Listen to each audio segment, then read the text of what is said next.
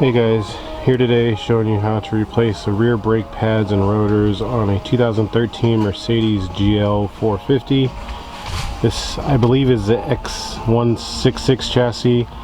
I think they made these, I think possibly starting in this year or last year, 2012. I'll have the correct years in the title anyway, but pretty much from I think about 2011 on to present, they should all be like this. Before you even start tearing into this, these do have electronic rear parking brakes, so you won't be able to push the piston back in. As you can see here, I've already started and I got my tool right there to push the piston back in. You cannot do that until you go into the service menu in the instrument cluster and put this thing into service mode. I have another video. I'll put it in a box somewhere on the top of the screen, or yeah, probably in the box, and you can click on that, so you wouldn't need to watch that video. It's about a 2 or 3 minute video showing you how to put it into service mode. After that, you're good to come out here and start working. You will need a just a 13mm socket, a 17mm open-end wrench, as you can see I have down there on the bottom. It's pretty straightforward, nothing too fancy. You will need a Torx socket. As you see right there is a Torx bit. I'll get you that size here in a minute. That's just so you can release the rotor from the hub. But yeah, the first thing you will need to do is to jack the car up, obviously. Get on jack stands. I know I have a jack right here that you can only see, but I do have a jack stand sitting under the car. But yeah, the first thing you would need to do, actually, normally this caliper would be just in position on this bracket right here. I've already taken the pads out and whatnot, but normally this is here. I'll show you what it looks like. Normally this would just be sitting in here like so, just like this. There are two 13mm bolts that I'm going to just move this up out of the way. There are two 13mm bolts that hold that caliper on. If I come around here to the side, they screw into this thing right here, this slide pin like this, and they also screw into the bottom one. They look like this right here. They're 13mm on the outside, or you can use a Torx bit on the inside. I believe that may be a T40, possibly, maybe a T45. I'm just guessing. I didn't use that way because I really don't like those too much. I just went on ahead and used a regular socket on the outside. And then you have to use, you'll have to use a 17mm wrench to hold this part right here. It just goes right on the side like this. It'll hold it there while you're loosening up the bolt right here. Once you get both those bolts out, the caliper simply will just pull away, and then you can go on ahead and now would be the time to compress the piston back in. I just use this cheap tool like this. It sits in here and you can spin it back in, or excuse me, it sits right in here and you'll just spin the piston back in, or I'll spin the tool and it'll push the piston back in. There's various types of piston compressors. There's ratcheting ones, there's ones that have pistol grips. Whichever one you want to buy is completely fine. They all work the same. So I bought this one. I've had this one for like 8 or 9 years. It cost me $8 and it works fantastic. So I'm gonna go ahead and compress that back in, and I'll get right back with you. Okay, I got the piston compressed all the way in, as you can see there. You can go ahead and just set this up to the side for now. The next thing you want to do is to grab yourself some WD-40, and usually these things are not stuck, but this here screw that's right here, just going ahead and a little bit with some WD-40, and I also just spray some WD-40 right here on the top. It'll make its way around. That way it helps in case the rotor is kind of frozen to the hub or rusted to the hub. That'll help that. The next thing you want to do is to remove this caliper bracket. I did go on ahead and pull the pins out. You can see these are pins that go in there. They're just little rubber boots on here. All these do is just slide in and out of here. So just pull them out, wipe them down completely, and put new grease on them. Just multi-purpose bearing grease or anything like that will work just fine. And then you can go ahead and stick those back in when we get everything together.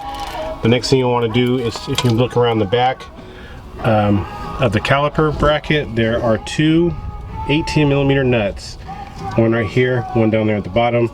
Loosen and remove those both, and then the caliper bracket will come off.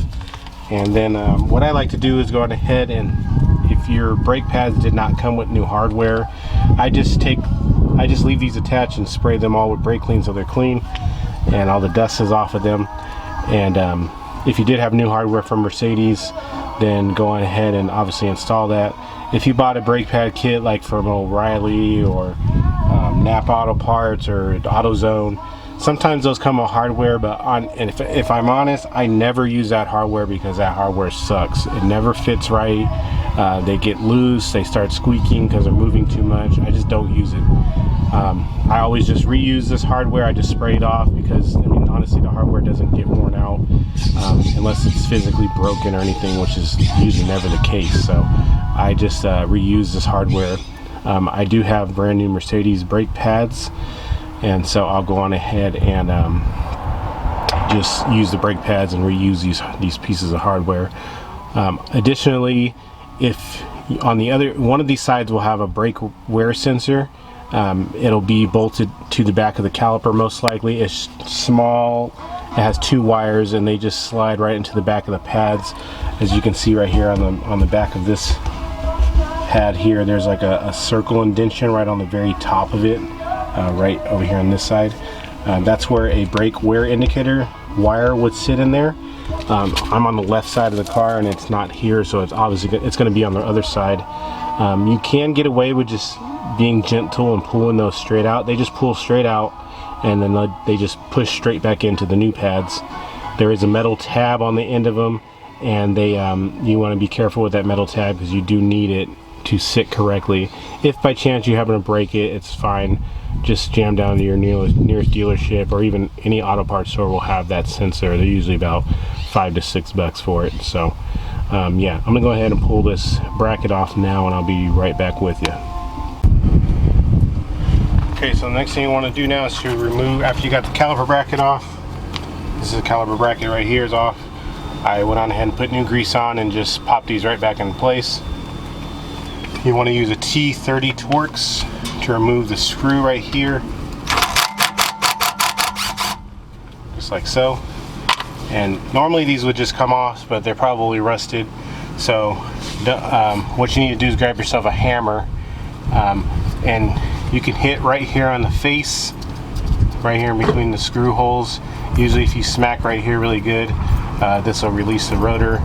Don't hit in the back because you're going to damage the wheel bearing. So just get yourself a big hammer. And okay, so once you got that screw out, if this thing doesn't want to come out, go on ahead and hit the rotor right here, like on the face, and usually the rotor will want to come free that way.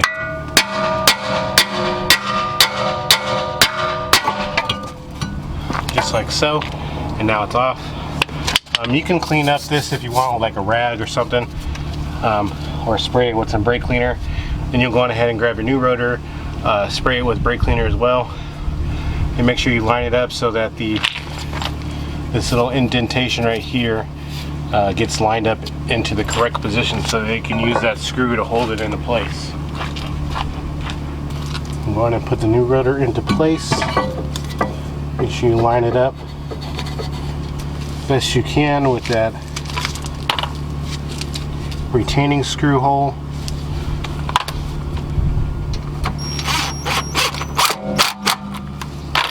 Okay, next you want to just go on ahead and reinstall the caliper bracket into the back with the 2 18mm bolt screws. Okay, we got the caliper bracket back reinstalled. So you'll go on ahead and grab your new brake pads. The one that has the little indentation in the back here will go in the back. They just simply just slide them back into the grooves that they came out of, just like so. Front one has nothing on the back.